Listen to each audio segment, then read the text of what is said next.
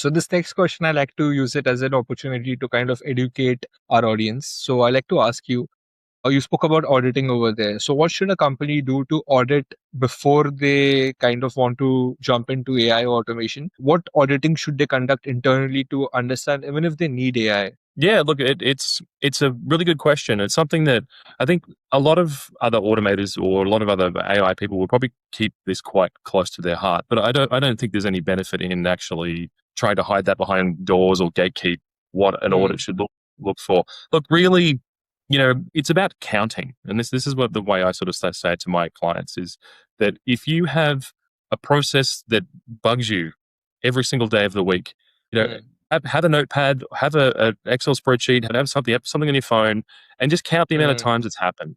And then, if you can say, okay, well, every time it happens, how many minutes did it take for me to solve that? How many other people did I need to loop in to be able to get that solved? How much time out of their day did it take? And you can start to see that sort of almost geometric pattern that appears out of just one simple task taking far too much time. Like I was talking to a colleague many, many years ago now. This is before I was doing automation stuff, but just doing it in corporate. And I asked a colleague, that I noticed that my colleague who sat next to me, she was doing a lot of like reporting and a lot of other bits and pieces. And there was one particular task she had to do in the reporting that when she clicked a button, it would take between 30 seconds and maybe 3 minutes for it to report back for her to complete the next task, to do the next thing. And just based on that, I asked her, so simple questions. How many times a day do you have to do this? And she said, between 10 and 15. I'm like, okay. And then how many days a week are you doing this? Well, I do it every day of the week. So we talk 15 requests times 5. Every one of them is taking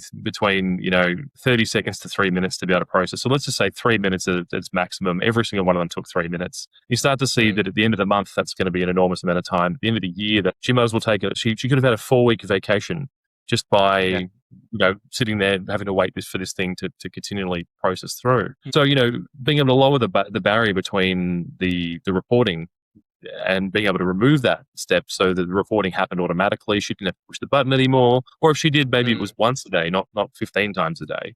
And tightening those little controls up could make enormous amounts of, like that's 4 weeks more work she could have done, or 4 weeks worth of, as I said, leave she could have taken. Or there's a huge knock-on effect. Once you start equating those sorts of figures to the actual money that people are spending on, whether it be a person to do a dumb task like push a button or to run a report or to do certain things just so that someone else has visibility, it becomes very apparent where those savings come. And